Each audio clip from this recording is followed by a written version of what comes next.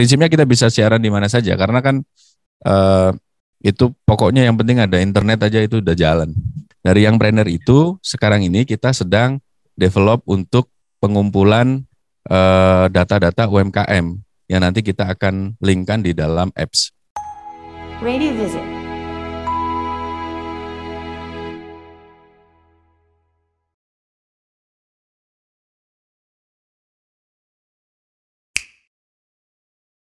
Baik, terima kasih Mas Eko. Sebelum kita lanjut ke video, teman-teman dari Brand ada yang mau didiskusikan dengan Mas Eko dan tim, silakan.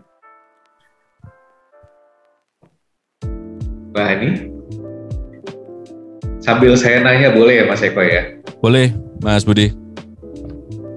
Ya, oke. 911 ini kan secara target tadi agak lumayan lebar ya, 20 sampai 50 tahun Mas ya. Betul. Tapi kalau dari core-nya itu ada di berapa Mas usia? Di 24 sampai 45 Mas. 24 sampai 45 ya, oke. Nah, tadi menarik ada beberapa program acara radio yang saya catat tadi ada Young Planner, kemudian ada KPID ya. Ya. Ini keren nih, bagaimana 911 mengakomodir, memfasilitasi para entrepreneur muda ya di Malang. Itu ada kegiatan lanjutannya nggak? Misalkan mereka dipertemukan dalam situasi off air gitu, melakukan diskusi bersama sampai ada follow up mungkin sampai ke bisnis dealnya seperti itu misalnya. Kalau off air ini sedang kita pikirkan Mas Budi. Jadi kita memang untuk database dulu gitu kita kembangkan karena kemarin itu kan rencananya memang di awal karena ada klien dari Togamas Group ya yang support kita, memang KVID ini rencananya kita jadikan program untuk bedah buku karena kan setiap buku pasti ada muaranya pada sebuah ide gagasan kan gitu yang nanti kita bisa ceritakan di dalam sebuah program talk show.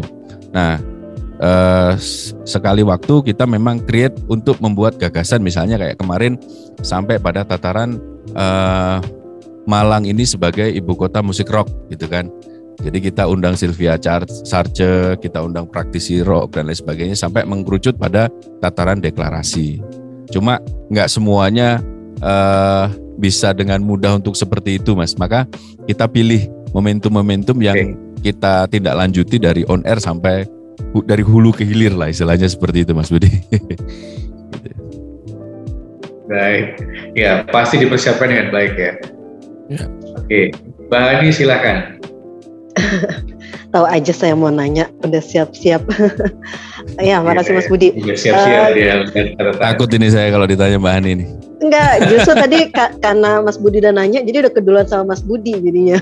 Iya. Yang saya mau tanya hampir sama dengan Mas Budi. Tadi kan ada program entrepreneur, Young Planner ya, Young Planner itu kan, itu kan berarti ngangkat jiwa-jiwa entrepreneur yang pebisnis muda, benar. Itu apakah bentuknya jadi UMKM atau personal gitu loh? Kadang-kadang ada personal yang juga yang bikin UMKM atau cuma sekedar mereka punya jiwa entrepreneur tapi tidak punya usaha atau kayak gimana gitu yang ditampilin di yang entrepreneur ini, yang planner. Jadi yang tampil adalah pebisnis muda Mbak yang punya bisnis. Jadi bisnis per pribadi sudah ya. Ya.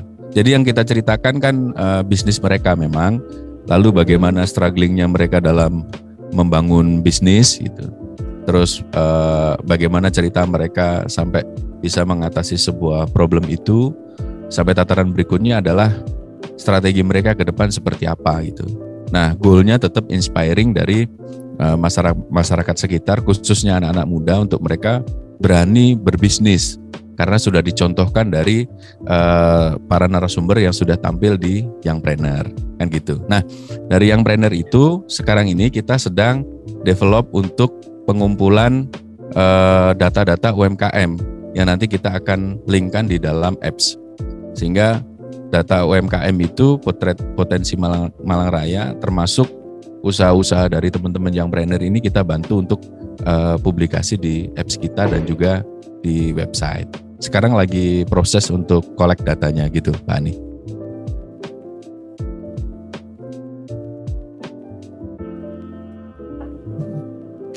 Ya. Sudah cukup jelas Mbak Ani? Ya, masih lanjut. Ini kan kalau bisa dibilang kalau bentuknya jadi insert ya, kapsul tadi kalau nggak salah ya. Betul. Atau kapsul. 1 jam talk show. Oh, kapsul ya. Kapsul ya. Itu berarti kan tayang setiap jam, berarti punya materi yang sedemikian banyak. Itu gimana menjaring yang trainer muda yang ada di sana untuk jadi materinya, Mas? Jadi kita ada tim yang ngerjain untuk produksinya. Timnya ini mereka melakukan proses screeningnya lewat Instagram, Mbak. Jadi dari Instagram itu kita coba lihat siapa-siapa yang potensial untuk kita bantu liputan gitu. Lalu kita tawarkan ke mereka gitu.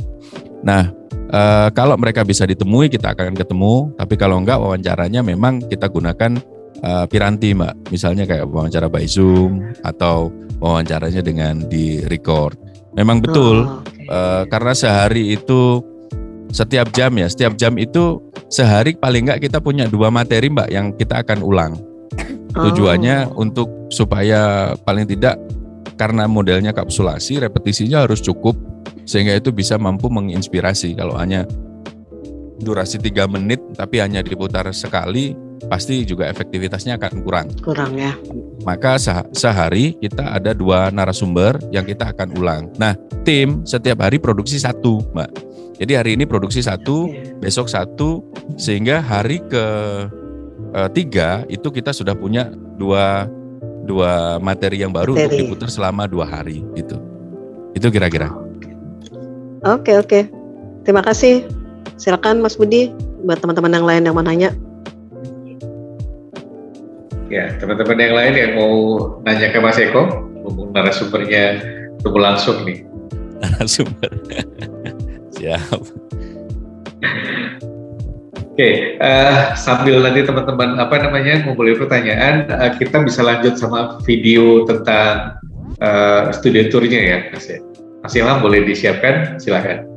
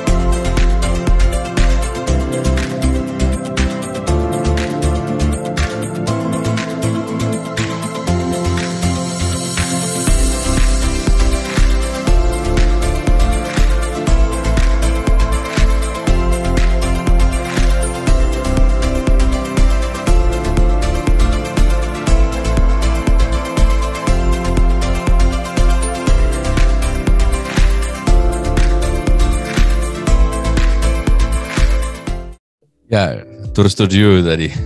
Oke.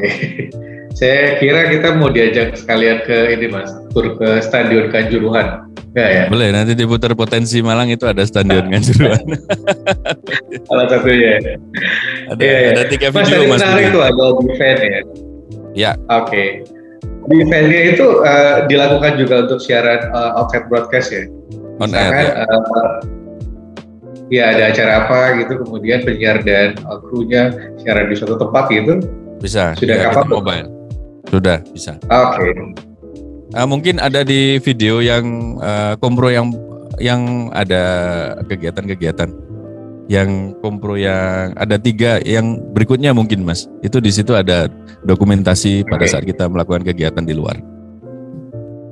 Oke. Paling jauh di mana Mas dilakukan? Kita sementara ini di Malang Raya Mas. Bisa di mall, terus di Pandaan, ya? Di Pandaan gitu, di Pandaan, di luar Pandaan. Oh, Pandaan cukup jauh juga ya? Ya, karena beberapa waktu lalu kita diminta untuk bikin event di salah satu perumahan gitu. Waktu itu memang COVID ya, jadi ada program talkshow dan lain sebagainya. Prinsipnya kita bisa siaran di mana saja karena kan itu pokoknya yang penting ada internet aja itu udah jalan. Baik, oke. Ya. Baik Mas Ilham, kita lanjut dengan video berikutnya ya. Ya.